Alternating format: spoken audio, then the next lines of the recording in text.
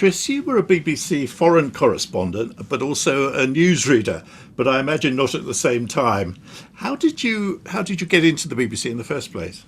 More or less by accident, because I'd been applying for a job as a reporter at BBC Radio News for some time. I'd had 13 boards and 13 rejections. And it was only when I rang up London and spoke to Peter Woon, who was then the editor of Radio News.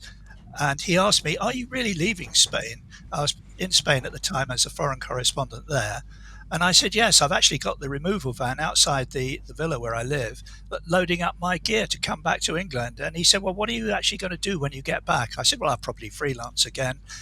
He said, "Well, when you get back, literally, just give me a call and come up to the office." And it was from that point, without a board, with an appointments board, which seemed to be very important, that I ended up joining the BBC on a contract as a freelance for a 6-month period. And at the end of that period, I was given a contract as a reporter with BBC Radio News, where I was Right.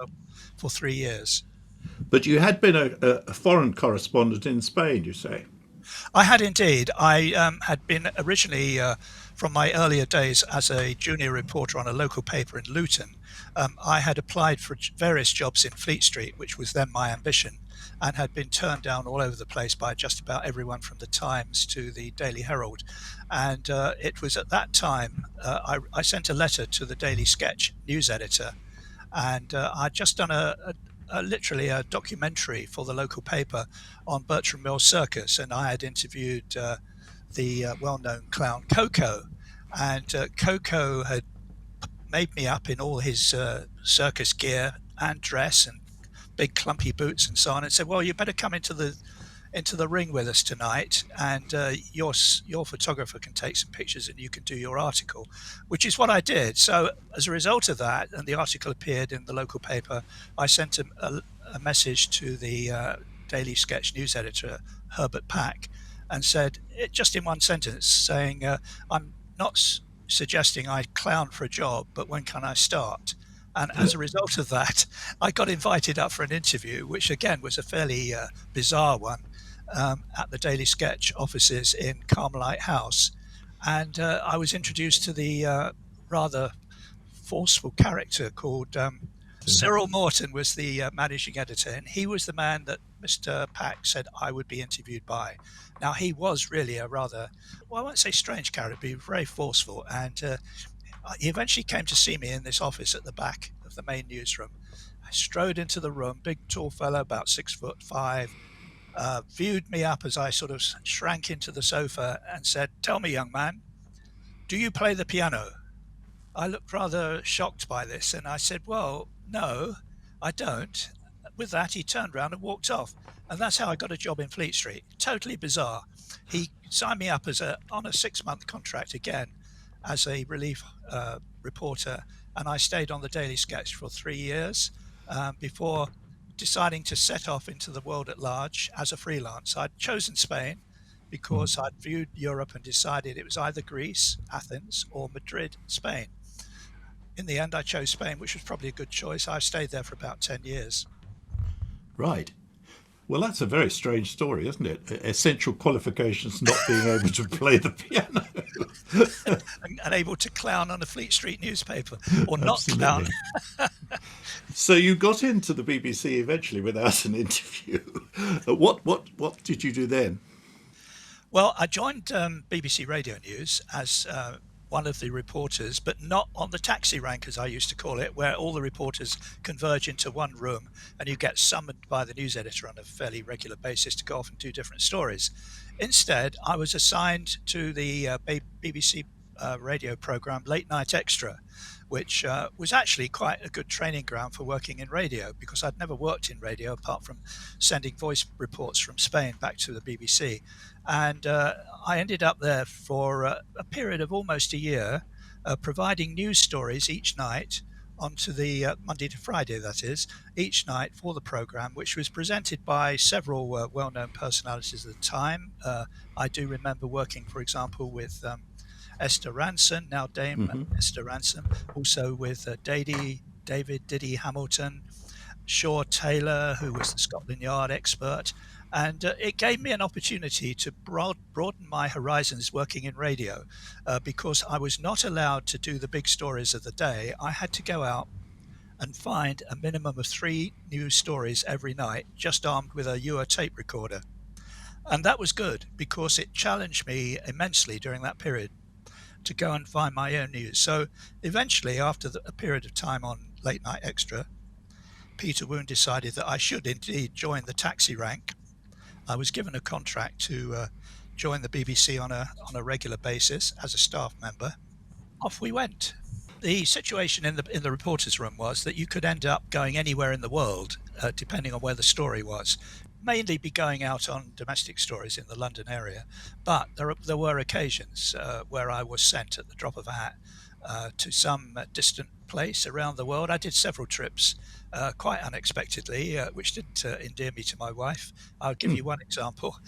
3 o'clock in the morning, the phone rings at home. I'm in St Albans, where I was then living. And I thought, oh my goodness, I know what's going to happen now. They want me to go to Northern Ireland.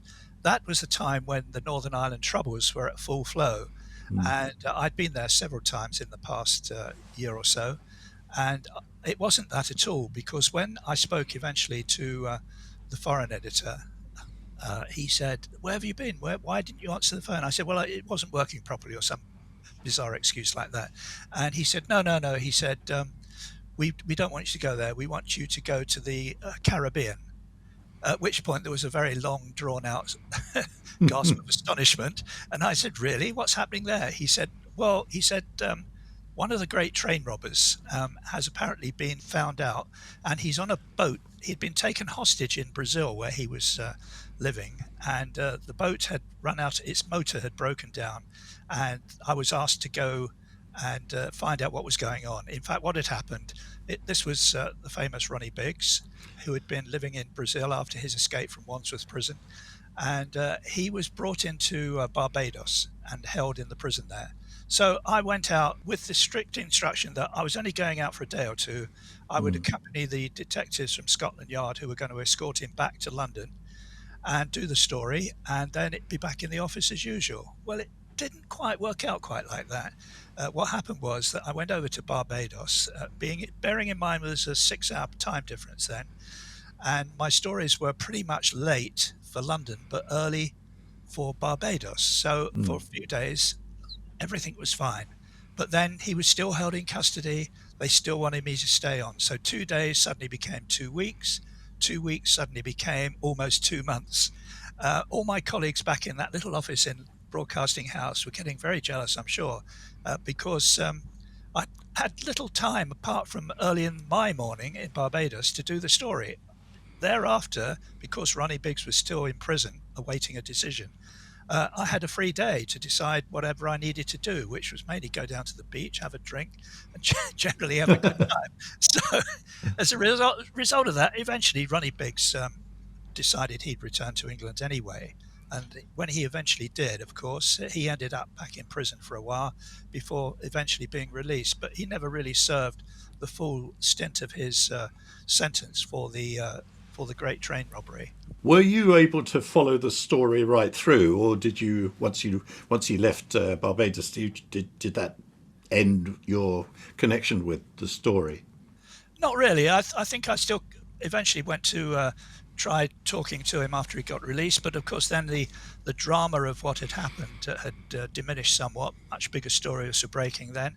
So as a result, I just followed it through to the time when he eventually passed away, which was about 2 years after he was released from prison. That was the end of the Great Train Robbery story, really, because none of the others really had to face the same sort of dramas that he did by escaping from London in the first place, having his face fixed with special surgery, making himself look entirely different, getting different disguises, going to different countries. He fled to Australia first, picked up his girlfriend there. Then he went to South America, hid in South America. They had a son. The son became a famous pop star, earning loads of money. And then, of course, for some reason, Ronnie thought, "Oh, well, I'm okay. I'm going to stay here." But then he got kidnapped, and that was the end of Ronnie's sojourn in the South Americas. Now, what is the deal? If you're suddenly asked to go abroad, how did the BBC organise that? Well, they had a very good foreign news department that organised all those things in advance before you actually arrived at London Airport. And on the various stories that I did, mostly were I was directed on the phone what the story was. I'd have to be at London Airport at a certain time. It usually involved a mad dash by car to get to the airport in time for the flight, wherever that may be. And there were some great occasions. For example, another small one was one morning I had an early morning call yet again, and I said, "Well, where's it this time?" They said, "Oh," and I wasn't being too enthusiastic, I must admit. They then told me, "Oh, it's Sydney, Australia." So I said, "Oh, that sounds fascinating. Yeah, what's it all about?" Well, this was the time of the great cricket revolution, when Kerry Packer, the Australian, had decided to bring professionalism to cricket.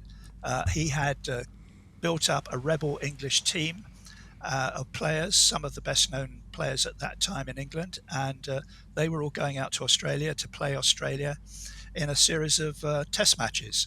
So I said, "Well, how long am I likely to be there?" To the duty editor who was briefing me.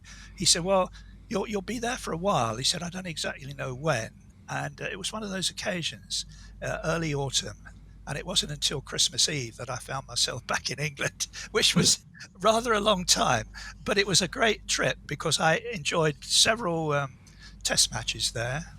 Met Kerry Packer, met all the England players, got to know the Australians as well, travelled all over Australia at, oh, dare I say it, the BBC's expense, but produced a lot of stories Yes. because that was a big story at that time. And that's the time when I think cricketers started wearing other things than white. Yes, they called it the pajama teams, different Yeah. colours. Yellow Australia, England were pretty formal. They were sometimes in red.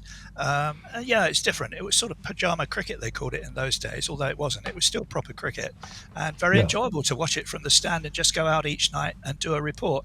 By that Yes. time, I was working for BBC Television News as opposed to radio. So You were travelling, if you were doing television, you're obviously with a crew, or at least with a cameraman, presumably. But if you were doing radio, you presumably took your own recorder and that was it. But how did you get the stuff back?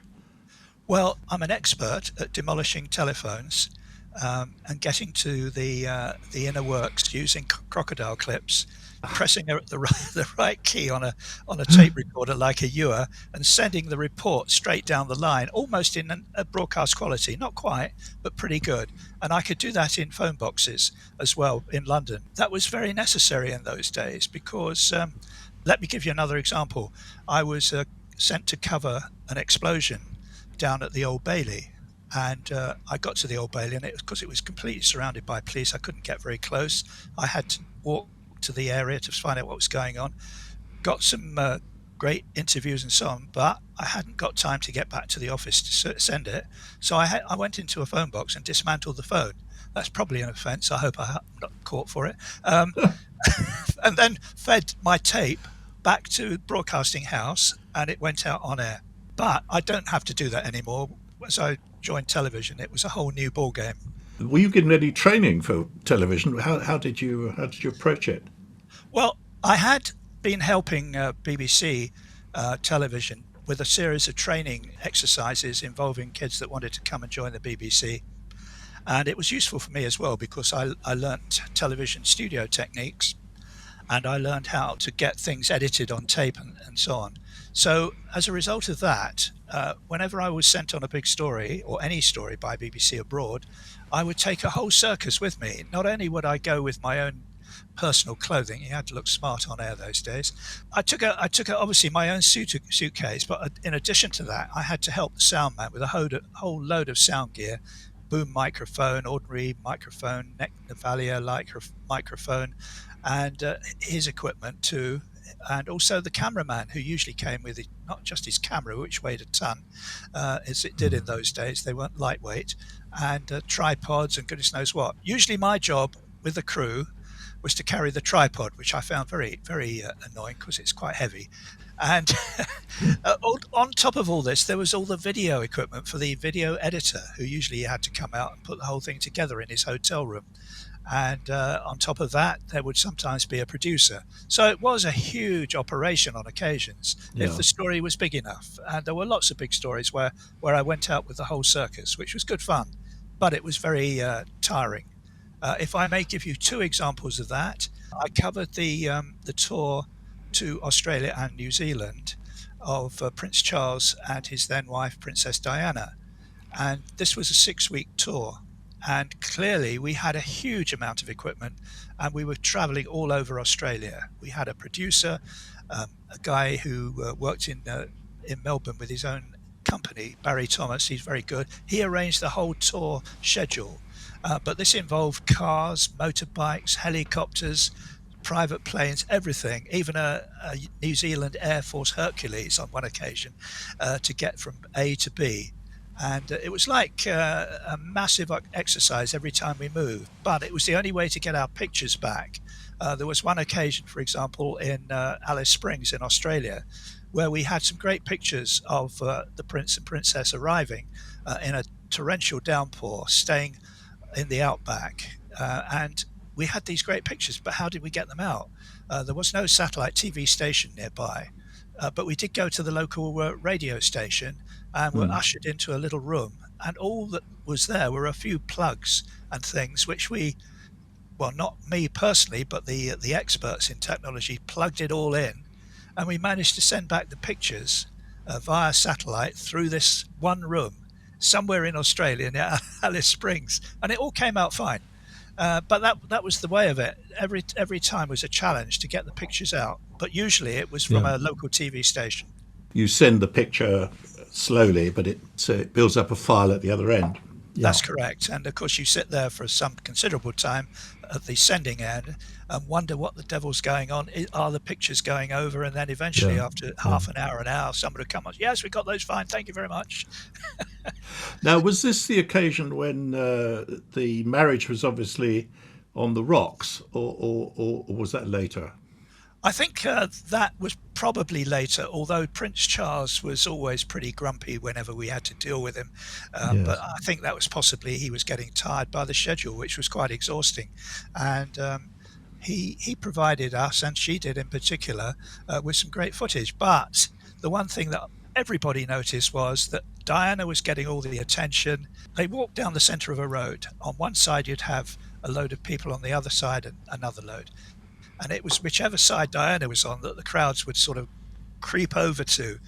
And poor old Charles was left on his own almost sometimes, begrudging the fact that she was getting all the publicity, all the acclaim, all the cheers. And I think that must have worn on him eventually. And they did have a few bust-ups, but nothing too serious to note anyway. This was their first foreign tour, and there was a lot of attention not only back here in the UK, but also very much in Australia, where they were very welcome as the first tourists from the royal family, newlyweds, to come there. And it was, as I say, an exhausting tour, but good fun. Now, what about pieces to camera? You were expected to do those, presumably. In all stories, working for television news, an expectation of a piece to camera somewhere. My own particular idea for that was to do your piece to camera halfway through the day's filming in such a way that it can be dropped in anywhere within the eventual edited version. I would basically learn it 9 times out of 10, maybe not more than 30 seconds at the very most. And on another occasion, I developed my own means of using an auto cue, which was a bit rough and ready, but I was lucky in the sense I had very good eyesight. So I used to write my piece to camera on a piece of A4 paper in capital letters and get the sound man to hold it directly underneath the lens. And in that way, I could make it look as if I had an auto cue. I could keep talking for quite a long time if necessary, but I could do it usually in one take, and I didn't have to do several takes, which I know drives any normal cameraman completely nuts, and an editor too. Yes, indeed. And then presumably you would dub the thing as well later. Yes, I'd lay a track in my hotel room, and the pictures obviously would have been sent in advance either to London, or there'd be an editor with the team on the location, and it would all be put together in a very professional way. And that's the way it was. The longest stint I ever did with a camera crew, apart from that royal tour, was again in South America, and that was covering the Falklands War, where I was, for my joys, stationed in Buenos Aires, very quietly doing our job, but we were spies in their country, and that didn't go down well when we went out filming on the streets. That's intriguing. Well, that raises the issue of security, which is obviously, I mean, yours and of course the BBC's. When you're on location, it obviously became very important when you were in Northern Ireland, which we'll talk about later. But what about that? If you were there, as it were, incognito? Well, we weren't actually there incognito, but the fact that a British television crew were working in Buenos Aires during the heat of the war was not known generally to the public of Buenos Aires. So when they saw us filming, and then they would come and listen in and hear us speaking in English, they soon realized that we were British, and they Yeah. became somewhat hostile. One man, for example, called the police. So a policeman arrives, armed to the teeth with his gun, thought he'd made a big arrest in capturing a British spy working in the heart of Argentina.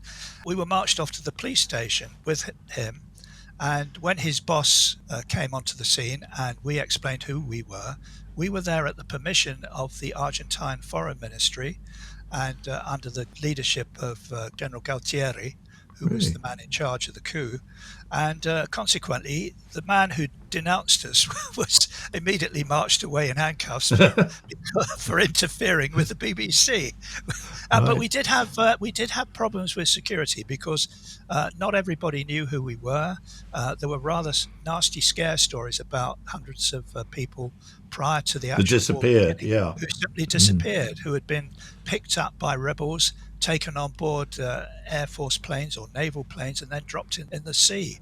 So we had to Right. be aware of that. So we always traveled in a tight group, and only one journalist, to my knowledge, got picked up, and he was taken outside of Buenos Aires, about 20 miles, and dumped at the roadside. He wasn't hurt, but he had to find his own way back, and he'd been picked up by the mercenary groups that were operating there at the time.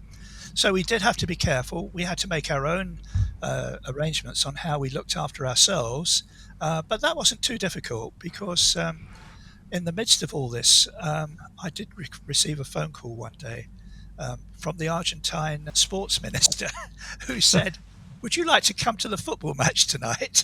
And I said, "What's that then?" He said, "Well, Argentina are playing an international match. I think it was against, was it Colombia or somebody like that?" And I said, "Yeah, that'd be fun." So we went down and watched a football match, courtesy of the Argentine government, who I must say were relatively keeping out of our way. They wouldn't allow us to use their satellite facilities to send our pictures back to London each night. What we had to do was go by plane across the River Plate, to Montevideo, and we would take every day. We would go over once or twice to take over a tape, put it into the studios in Montevideo, and then it would be satellited back to London. It was a fairly easy operation in the end, but we were always followed by Argentine armed men, just to see what we were up to. But they didn't interfere, and Right. we had regular pieces going out each night on the 9 o'clock news, as it was in those days. And this was a problem for the BBC because we were getting more on air from Argentina than poor old Brian Hanrahan was from Yes. from the Yes, from indeed. the fleet, where he had huge problems with communications, Yeah. unable to use the ship's satellite facilities and so on. But Yes. anyway, Brian made his mark. He, He as you counted know, them all out and he counted them all back. now there's a story there. There's a story Ah, there. come on. Come on Brian then. used to go. He told me later he used to go down to his little cabin and he'd write his scripts, and then eventually he'd record them, and they would be taken either ashore by helicopter or somehow or other delivered somewhere where they could satellite. But on that day when he made this famous, I counted them all back, and I counted them all out, and I counted them all back. What happened was actually this: he was writing a script, and the camera crew were hanging around with not a lot to do because the planes, although they were still leaving, they'd filmed several taking off and so on. So he said to John Jockle, who was the sound recordist, "John, go upstairs, up to the deck, and see what's going on, then come back and let me know. So John Jockle, not realizing he was to make this famous phrase, eventually came back, and Brian said to him, well, what's going on up there? Well, Brian, he said, I counted them all out and I counted them all back. And Brian thought, gee, that's a good phrase. He used it in his script. Good credit to him. But John Jockle was actually the man who made that comment. How interesting. Now, you were in Argentina when the Belgrano was sunk, presumably. I was, and that was a rather tense moment because that night the authorities in Argentina, the Navy and everybody else, decided they needed to make a statement to the international press at our hotel. And consequently, we went down to the press room in the basement of the hotel, and there were about 200 people in there, mostly Argentines working for newspapers or television or radio. And we decided they were pretty hostile to what had happened about Belgrano, all sorts of allegations being made about the British and so on. So we thought, right, we've got to be careful here because this could turn nasty. But they started to ask us, well, who are you with then? And suddenly the whole of the British press corps had come from Ireland. So we all sort of took the shelter under the Irish flag that night, and we got the story out. But it was quite hostile, yes, I must say. Sure. And I'm amazed. I'm amazed that the Argentines were so cooperative. Yeah, I think they wanted to get out their viewpoint on the whole thing because basically not much was coming out of Argentina about what they were up to. So when we arrived, we were treated quite diplomatically, if that's the right word. We were given press credentials and so on. And we were allowed to roam free around the city, although we would be followed. I must admit, we were followed everywhere. But we produced some quite historic pictures, even in Argentina, on what the Argentines are up to. For example, one day I was working in the newsroom, which we set up on the third floor of this hotel. There's a big crowd demonstrating outside, wanting to come in and lynch us all. But we had security guards on every floor, so we were safe. But anyway, I did go out because I'd heard that a yacht had just arrived from the South Georgia island. And I thought, well, if I go down and talk to the skipper, maybe he can give us some good information about what's going on down there, since that was where the invasion had first started. So I went to the yacht club, found the yacht, no sign of the skipper. We filmed the yacht, we filmed everything around it, and I thought that was it. When suddenly the skipper arrives, and he's very talkative, he's a Frenchman. And he said, oh yeah, he said, we saw the whole of the invasion by the Argentines coming in. They were all making out they were doing iron work on the island, processing steel and everything else. They weren't. They're all disguised. They're all proper Navy men of high rank. But they got in and they set up their operation there. And what happened? They'd raised the flag, eventually, the Argentine flag. And consequently, we wanted to see if this was particularly true. He said, well, don't worry. He said, hang on a minute. He goes away, comes back. He said, here you are. Here's a tape of the whole thing. He taped the invasion by Argentina. And as a result, we had the exclusive pictures, the South Georgia story, which is still used to this day. That's fantastic. Chris, any other, before we move on to Northern Ireland, which I think was a very important period in your career, any other stories from the time when you were abroad? Well, there have been so many. I won't go into them in all great detail, but I was fortunate enough back in the late 80s to be the first journalist to interview Nelson Mandela when he was released from prison in Cape Town. That was after 27 years of imprisonment. And I was in South Africa purely to cover a cricket tour, a rebel tour by the England team led by Mike Gatting. And the tour had just ended in riot in Johannesburg because everywhere we went on those different matches, there were always troubles in the townships. So the cricket had been abandoned in Johannesburg. And while I was there, an announcement was made that night that Mandela was going to be released. I was miles away from Cape Town, but I was able to voice the pictures that following day of his release. But then I was in the wrong place to get an interview, or at least I thought I was. But I stayed behind in Joburg, and we learned that he had caught an early morning flight back from Cape Town to Johannesburg and was back at his home in Soweto in the Black Township there. So Yeah. we headed there and just literally hung around out, doorstepped Nelson Mandela, and he invited us in for an interview, and that was amazing. He was there with his wife, with whom he was, well, shall we say, at a difficult stage, and we had a great interview with him, and he was very humble. He had no great anger directed towards the apartheid government, but obviously he did go on to greater things as the president. And I had the fortune later to be the reporter covering that inaugural presentation when he became president.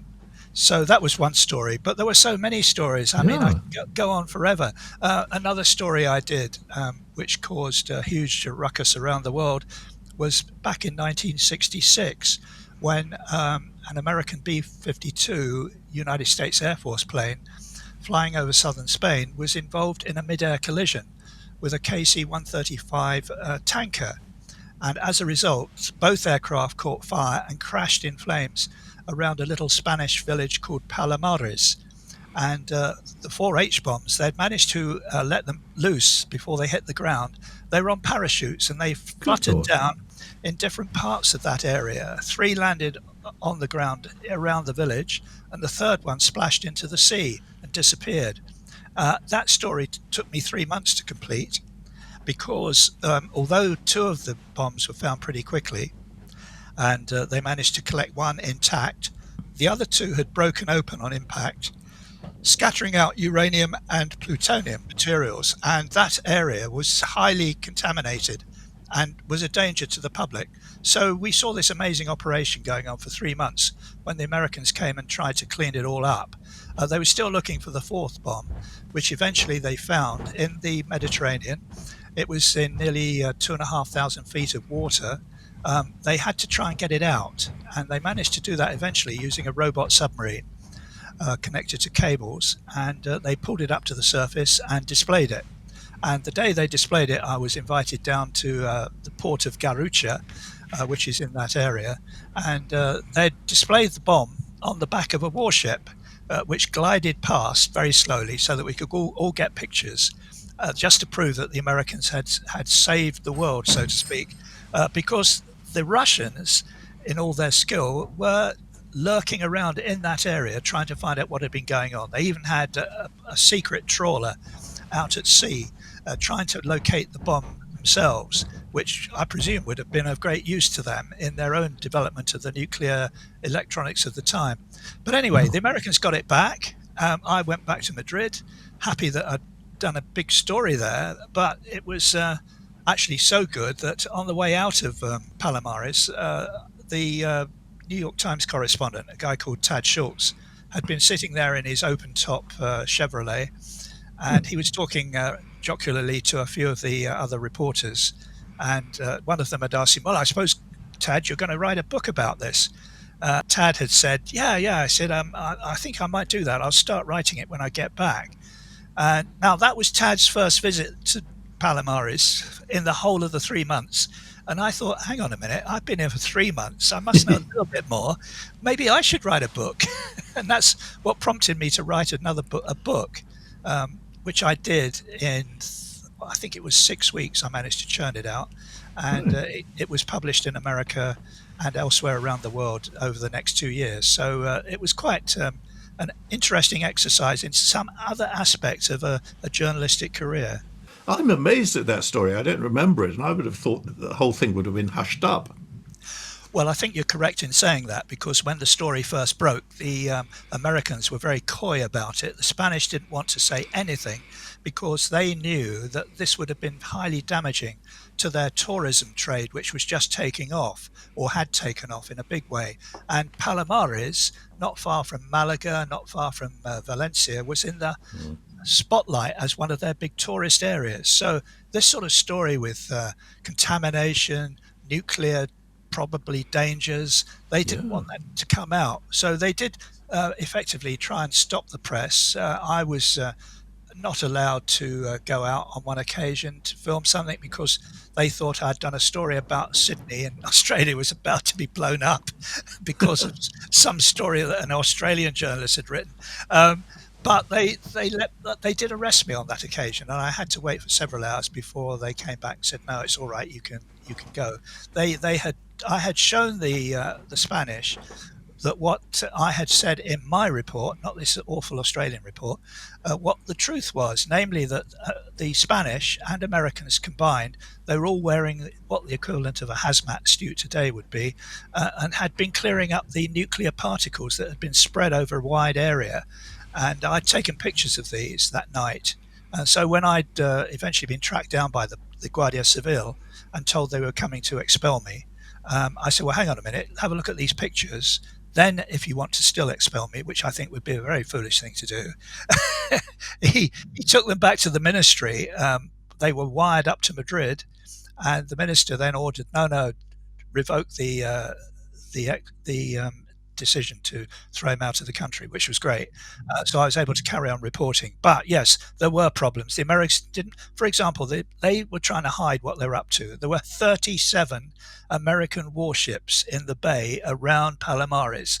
Yet when I questioned the man in charge of military publicity, the PR, the major on the seashore, he was standing with his backs to these ships and saying with a sort of half smile on his face, "I don't see any ships." That was the sort of stupidity that was going on at the time. But of course, the press eventually broke through, and there were lots of stories then over the next few months before the whole thing came to an end. Yes, his Nelson imitation didn't. Yeah, let me say, even today, there are areas around Palomares which are still fenced off, which are still tested on a regular daily basis for contamination, nuclear contamination. And I don't think they'll ever be able to clear those completely, because unless they take a topsoil off down to a depth of about 6 inches, that contamination will continue to flow around in the area. And it can be dangerous. If you inhale it, you could end up with various different sorts of cancers, as well as I discovered during my own investigations. So people, unfortunately, British tourists go out there, they don't know anything about the story, because we're talking about 1966, a long time ago, and they find these areas. But fortunately, I think because they're all fenced off, they don't venture inside. But it would be very foolhardy to do so. Yes, it's the plutonium that's the real issue there, I imagine. Okay, well let's come on to Northern Ireland now, because you were in considerable danger when you were reporting from Northern Ireland, and you were there for quite a while, I think. Tell us about getting there and starting to report things. Well, this goes back some years to when I'd first joined the BBC back in 1972, and I'd been working on the late night extra program. And one day, July the 21st, if I recall, which was a Friday, I was suddenly pulled off the program that night and told to go to the airport immediately, where I was boarded on a charter plane heading to Belfast. I had no idea what was going on other than there'd been some atrocity. And this turned out to be Bloody Friday, when the Provisional IRA had planted 22 bombs around the city. 2 British soldiers and 4 civilians had been killed, and over 100 had been injured in what was then the worst explosion so far in Northern Ireland. It was at the Oxford Street bus station, and it brought home sharply, to me at least, an innocent, if you like, coming from Spain to England and seeing what was really going on in Northern Ireland. When I got there that night, people were in the street, police and other officials, literally clearing up the debris, including body parts that were still being put into black bin liners. And as a result of that, I was taken I went there first of all, rather, when I came straight to the airport, went down to the scene. And it was a little bit later that John Spicer, who was then the radio reporter on duty in Belfast, had come to collect me at the airport. And he drove me down to the BBC headquarters because I'd got caught up in a gun battle on the way down to the BBC, which again brought home to me how dangerous this place was. And I do recall that night. There were bullets literally flying along the street in both directions outside the main BBC building, with soldiers exchanging fire with IRA gunmen who were down in the Short Strand district of Belfast, a sort of Catholic enclave. Eventually, during a slight lull in the shooting, I had to make a run for the main entrance to try and get into the building to make myself known. And I did make this rather desperate run across the road, and I was been spotted by the BBC commissioner in this run across the road, and he opened the door as I tripped and dived headfirst into the reception. I always remember his words. He was very welcome. He said, "Welcome to Belfast, Mr. Morris." I suppose those are words I'll never forget. But it led to so many other assignments in Northern Ireland over the 3 years that followed. Right. Now, that's extraordinary. So there were many atrocities, and obviously some on each side. But did you get involved in Londonderry? I did indeed, yes. In fact, I got involved there again by accident. The BBC had a glut of reporters in Belfast at that time from television. I think it was Cliff Luton was there for them, and Giles Smith, who was a London-based radio reporter. He was the more experienced of our little group. I was very much the new boy from Spain who didn't really know what the hell was going on. But he suggested one day that I should drive to Londonderry to check out the BBC radio station there, which was a sort of remote one where you ran your own tapes onto a machine and pressed the right buttons in the hope that it got back to London. Anyway, as I was driving in my car up to Londonderry that night, William Whitelaw, then the government minister in Northern Ireland responsible for the introduction of direct rule, he'd only been appointed Secretary of State for Northern Ireland, and this followed the suspension of the Stormont government and the transfer of law and order powers to Westminster. Yeah. His tone that night was pretty grim. I didn't really understand what was going on initially, but he did issue a warning to all residents in Londonderry to stay indoors after 7 o'clock that night, but I had no clue as to what was going on.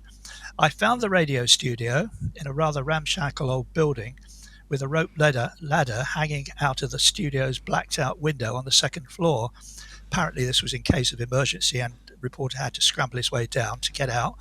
At that point, the phone rang, and it was a call from a Major John Ellis, who was the PR working for the forces, the army in Northern Ireland, in that part of the province of Londonderry. And he said to me, rather strangely, he said, "Oh, welcome to Londonderry. How about coming up to the base? We want to show you some new equipment." So I thought, well, I've got nothing better to do because there was no story as far as I was concerned at that stage. So I went there, was ushered inside, and then the doors were locked, and I was then told what in fact was going on. That night, the British forces were about to launch Operation Motorman, when soldiers would be sent in to the rather heavily barricaded districts of the Cregan and the Bogside to confront gunmen of the Provisional IRA. This was, as I didn't know at the time, it was, as it turned out, to be the biggest military operation since Suez. So at the time, I was the only BBC reporter armed with a reel-to-reel Ewer tape machine, recording the dramatic sounds of the well-planned military operation. Literally hundreds of British troops all entered the no-go areas to smash down booby-trap barricades with bulldozers. There were a series of explosions and some gun battles going on. The heavily outnumbered IRA gunmen fled across the border to Buncrana in the Irish Republic, able to fight on another day. Cliff Luton, who was the BBC television reporter, unfortunately got stuck outside. He couldn't get in. And his cameraman, Cyril Cave, they were both banned from entering the Bogside and Cregan when this operation was going on. So my tape recording and running commentary of everything was actually a sort of historical record of the events that night. The army eventually allowed me to leave before dawn to return to the studio and to play down my tape down the line for a 20-minute live insert into the BBC Radio 4 Today programme. hosted in those days by John Simpson and Brian Redhead. Ah, yes. So it was a dramatic night, and I did have some hairy incidents. I was in the line of fire quite a few times. So the army wanted you to cover it. They did, yes, and to some extent, they were a bit suspicious as to whether I was covering it, because when I did get out and my reports went out, there was one army leading person who came up to me and said, "I don't believe you were there." And I said, "Yes, I was actually, and I could prove it by all these tape recordings," which he then listened to and admitted I had actually reported on this thing.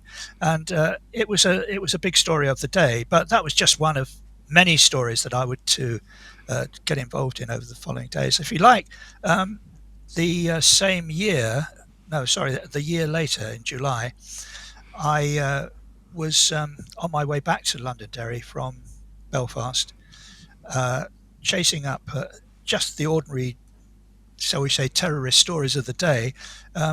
And on our way to Derry, we were diverted to a little village called Clawdy after we saw smoke rising above the village. In the main street, it was a pretty shocking scene. There was blood running down gutters and drains. 9 people, including an 8-year-old girl, were lying dead. They'd all been victims of an indiscriminate bombing. There'd been no warning by the terrorists involved on the special police hotline, and to this day, no paramilitary group has ever claimed responsibility for this attack, and no one has ever been convicted for it. However, following claims that the British government, the Royal Ulster Constabulary, and the Catholic Church had conspired in a cover-up, suspicions remain that a parish priest, who's long since dead, along with the local IRA brigade, were behind this attack. And if I may go further, I escaped unharmed after the IRA planted a bomb in the journalist's favourite watering hole, namely the Belfast Europa Hotel. I'd been on night duty at the BBC studios and was fast asleep back in my top floor room at the hotel when a bomb exploded, causing extensive damage. The building had been evacuated and I didn't hear the alarm.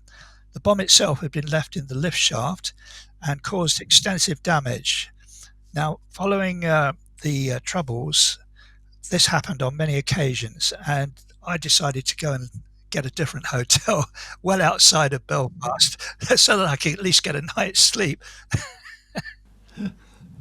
Golly, that that attack, the one you mentioned, sounds as if it was almost on the same scale as the Armagh bombing. But Yeah, it's not one I remember. no, it's probably not. But I think the link there was it only became clear years later that a priest had actually been involved in Mm, organising it. And for that reason, it sort of came back into the headlines. But yes, the Armagh bombing was obviously the big one as yeah, well. yeah. And I did get involvement in coverage of that and many other sort of incidents. I must say that the situation was that every day you'd go into the office in Belfast and there'd be some atrocity happened at some stage Mm, later during that day. And one occasion I went down to the border, and there was a house, a very nice house, been attacked, set on fire. It was owned by some wealthy Ulster man, and I was on my way back to the television studios with the tape, and I was doing 120 miles an hour down the main road. Confession. And I suddenly noticed this blue light flashing behind me, and it was an Ulster police car, Royal Ulster Constabulary, as it was in those days. And there were 2 of them, 2 very fast armor-plated cars. One raced in front of me, put the brakes on. Another came up behind me. A man came out with his submachine gun and said, "Right." He said, "Do you realise what speed you're doing?" I said, "Yes." And he quizzed me for a while, and then I said, "Well, look, I work for the BBC, and I'm just taking these photos of this terrible terrorist attack back to the studio because I'm trying to get them on the 6 o'clock news." "Really?" he said. I said, "Yeah." I said, "I haven't got much time. By this time, it's about 5:30." So he said, "Oh, well, right, hang on." So they both leapt out the car, and I got an escort down to the Belfast building to get this get this story on Police air. escort, excellent. Yeah, Good absolutely, story, because that. it was the Yeah. deputy chief constable who I was interviewing on the program. Ah, But let me take you slightly further forward uh, to when I was then in later years um, doing news reading for the BBC. yes, I was going to come on to that because that Oh, was quite a you ask me the transformation. you ask Yeah. me the questions then. No, no, it's fine. We do it in any way you like. But Okay.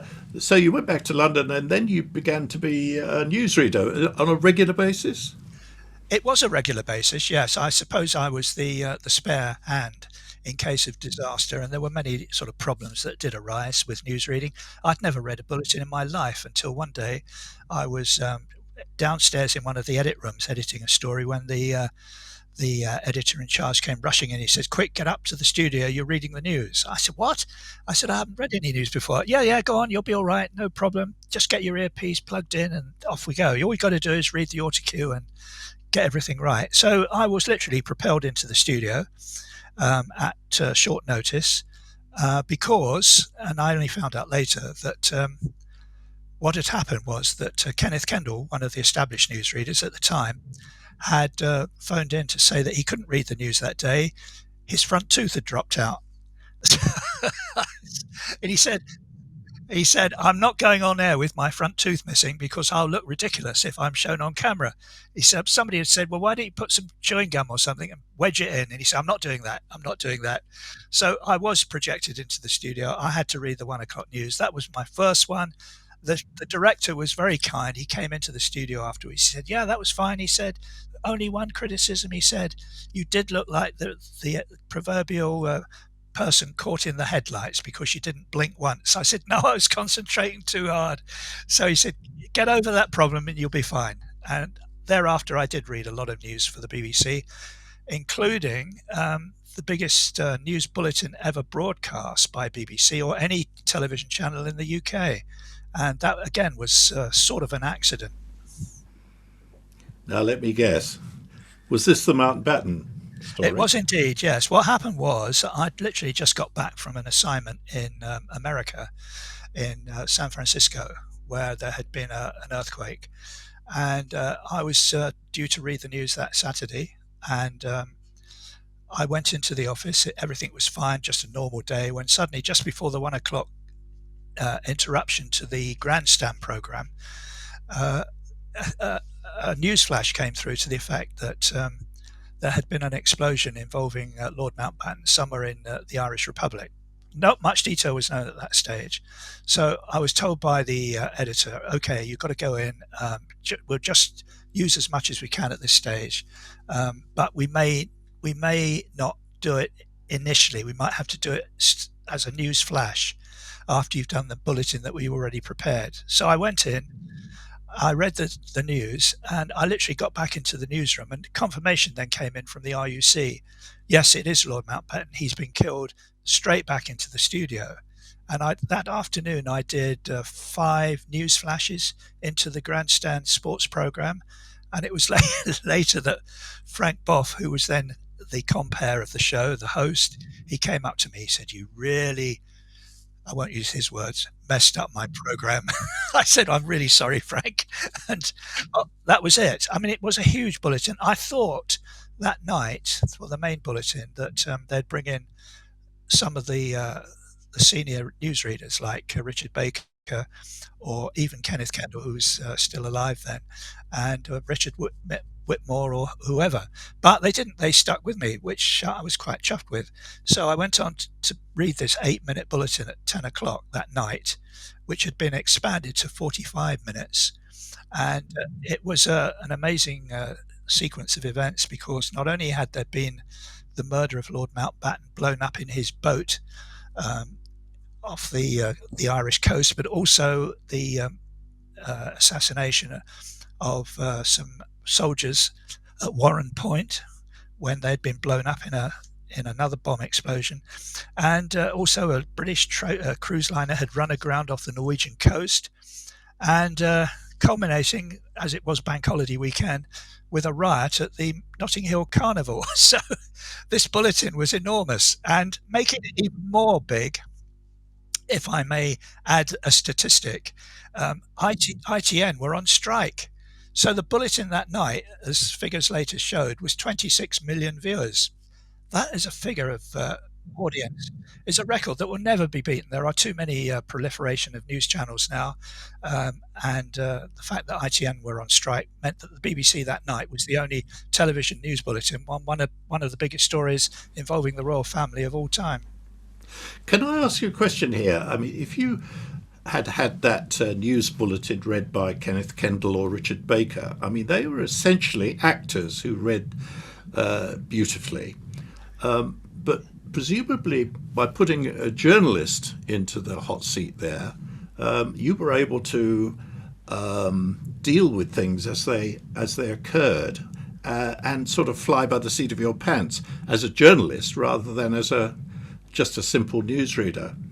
I think that's Is that fair? I think that is fair, yes, because as a journalist out in the world doing live injects into news programs, you get pretty used to flying by the seat of your pants, as you put it, and being in the studio. Similar sort of thing exists if you don't have big directions going on from in your ear, mainly from the director in the studio, and I did find it quite challenging, but I never got carried away with the enormity of it, even if scripts suddenly disappeared or things like that. I was able to ad lib from one thing to the other, but that came with experience of being on the road and then coming into a studio where it's much more under control. But it's still challenging. Lots of things can go wrong in a studio. The autocue can suddenly collapse.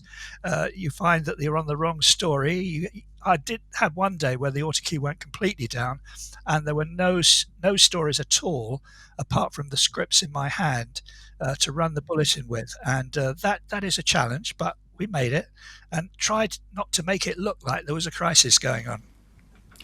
Yes, well, I mean, newsreaders now always traditionally have the script in their hand, don't they? And they make sort of the occasional glance down as if they're reading it. But That's true, and I Yeah. suppose the key to that is that before you go on air, if you've got time, you actually underline the bit where you're going to look down so that you can pick it up straight away off the autocue, then back onto the autocue. But I did go into the studio once when I was doing the sports bulletin, and I was sharing the studio with Richard Baker, and I went into the studio. I was halfway through the sports bit, and I was on to the next story, and I suddenly realised I didn't have it, and it wasn't on the autocue. So, to his credit, Richard Baker was such a professional. He just calmly took over and he said, "Well, what Chris was going to say was," and he read my link for me, which was great. And then it was back to normal after that. Yeah. So, what happened at the sort of latter part of your BBC career, and how did you, as it were, end up? I think I had had a fantastic time working for the BBC, and it was my original ambition in life to work for them. And I was always looking for something new, and my whole career had sort of gone in different directions, working on a local newspaper, working in Fleet Street, working in Spain as a freelance for 10 years under the Franco regime, which was without problem, necessarily big problem. And then, of course, at the BBC and radio, and then in television. I wanted to do something different. I ended up going back to freelancing in Australia. And I was there for 3 years during the bicentenary. So I went all over Australia, covered some amazing stories there over that period, and thoroughly enjoyed myself before deciding I think I'll take up a new challenge. And that was when I joined Sky News, when it went on air for the first time in 1989 as a presenter, and also as an occasional presenter. Well, actually, I was mainly presenter, and I went out on the road doing stories, big stories around Europe. So that was good fun too, because it was innovative. It was totally different in its concepts of how it covered the news initially. The presenter, if I can use that phrase rather loosely, was actually running the program from the studio. I had complete control of what was going on via the computer on the desk, to people instructing me via my earpiece, and doing live stories every day, which actually sort of gets a huge experience after a while. You feel terribly nervous at first, but then it's just just another job, and it Now helped. that's an interesting question. I'd just like to ask you that. I mean, working for Sky and then comparing that with the BBC, because the BBC always has to be so careful, A, in getting its facts straight, and B, in, I suppose, balance and so on. Whereas presumably in Sky, you could be less constrained by that. Is that true? I think it is in part, but when I joined Sky, I was very much sticking to my BBC principles. Um, I heard that. Yeah, BBC News story coming through. Yes. Yes, You've been rumbled. I've been rumbled. Yeah, sorry about that. Yes, I did tend to take my experience at the BBC with me to Sky, and their problem initially was that they were under criticism for being just another attempt to do the news, but make it sort of, shall we say, like the Sun, not like the Telegraph or the Express. But I think initially the 12 presenters that were appointed when it first went on air in 1989 were all ex-news people, and we did sort of play the news straight. It wasn't biased, and it had no great interference on behalf of the government and things like that. So consequently, it was good fun and a lot of live broadcasting, which I quite enjoyed. Everything was live in the studio. You had some control of what was going on. There were lots of interviews. I think I interviewed practically every member of the British government. Um, and you were allowed, in my case, I had a slightly different role in as much that I was allowed to go out and do the occasional big stories. Like I used to cover, for example, the war in Bosnia, and that was a fairly long-running saga. And I covered the war in Iraq, the first war in Iraq, which again was pretty exciting. I was on location there for over 2 months, working with the British forces, the army, and so on. And as a result, I think that was the ideal, working for the two skills at the same time, reporting on the road and reporting in the studio. But it was I think if you want to ask a young journalist these days what they want to do, they probably all say, I want to be a presenter. But my advice would be, do the reporting first, get the skills, get the knowledge, then do the presenting as you get older and you're not able to run 100 yards in under 10 seconds in case of danger. So that would be my advice to any young journalist these days. I had that opportunity and I took it with both hands, and I eventually left Sky to return to the BBC, and was working on BBC News 24 for the last 2 years of my BBC work. Oh, did you? And yeah, I was on one of the News 24 presenters, and that was good fun. But it was really like working for Sky, but just moving over the board. Well, that's And interesting. I was going to ask you. Sorry, let me just interrupt there. Working on News 24, I mean, rolling news is a very different animal, isn't it, from the news bulletin? it is, because effectively there is no end. When it starts, it never finishes, and you've got to keep it going. But with the advent of all the new technology, it's a lot easier these days, I think, than it was when it first started. News links are pretty good at establishing themselves within minutes of a story breaking. For example, these days, I watch television with interest because in the news bulletins, whereas before you'd have seen a camera crew racing out to some obscure part of the country to do an interview, that interview can now be done quite simply on a Zoom call using the internet. So you see a lot more interviews done that way on television, which would have made it much easier these days than it was. But rushing around the country has still got its attributes, and I quite enjoyed the freedom of rolling around, going and seeing the news as it broke in the right locations, in the wrong locations. And although I stayed another almost 3 years at the BBC, I eventually decided to try another line of journalism, and went and set up my own television production company at Pinewood Studios. And I spent 10 years there running a company called Omnivision. And we did all sorts of wonderful things. We made documentaries for the BBC. We did interview stuff, which we sold to regional television stations. We did documentaries about the armed forces called Only Food and Forces, which involved travel to various places around the world, which was good fun. And we sold that to ITV. And consequently, it gave an added addition to things. I even learned how to film things.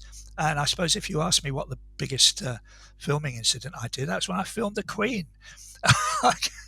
It's very difficult to film the Queen without being a member of the pool, which is selected by the authorities. And we had a warning from Michael Grade, who was then running Pinewood, that the Queen was coming to see the making of the latest Bond film. So he said, well, we want you to film it. So I'd been working, obviously, the camera myself at Pinewood for some 2 or 3 years. So there I was, standing outside with the camera on my shoulder, filming the Queen as she went around the building, which was quite interesting. And the pictures went out on all the bulletins. Absolutely. Well, this is not for broadcasting, as it were, but I mean, I filmed the Queen myself too when she came to Kew Palace for her 80th birthday, and it was an extraordinary experience because they. Do you know Kew Palace at all? I do. Yes. It's a very small palace, but the whole royal family came out onto the steps and were lit up.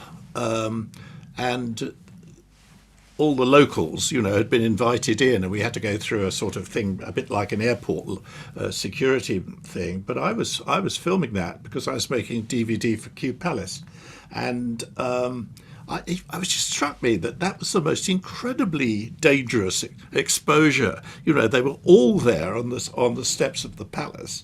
Yeah, in full view of anybody with a rifle. Anyway, right. We need to wind up. So, Okay. Chris, that was an extraordinary career, really. I mean, you've been very fortunate, and I am very jealous of all the places you've been and all the stories you've got. But thank you very much indeed for talking to me. Well, it's been great fun. I do often like to think back on my career because it spanned such a huge area. I started at the age of 15, and here I am 70 years later, still sort of doing occasional stories, which I sell to the national press. I'm able to go to 120 different countries around the world reporting, which was fabulous, at mostly somebody else's expense. And also 16 wars. I would never have been to a war on my own volition, but I was sent to 16 wars. My first one was a total disaster because I got blown up in Cyprus, and that was covering the invasion by the Turks. And we were in a press car with a convoy crossing over into the Turkish area, and unfortunately they'd laid a minefield overnight, and about 5 mines went off. One of our group was killed, the sound recordist, Ted Stoddart. Sadly, he died, and 7 other of us were injured. I lost a lot of my use of my left arm and hand because I got shrapnel in my shoulder, which I still show up on an X-ray when I go to hospital. Goodness gracious, what's this? I said, don't worry, it's only shrapnel. And I've been able to continue working. In fact, after my first war, that Cyprus one, when I eventually got back to work a year later after recovery, the office in their wisdom decided, okay, we're going to send you back to Cyprus. You've been experienced in war zones, so you're experienced. Right. Well, thanks very much.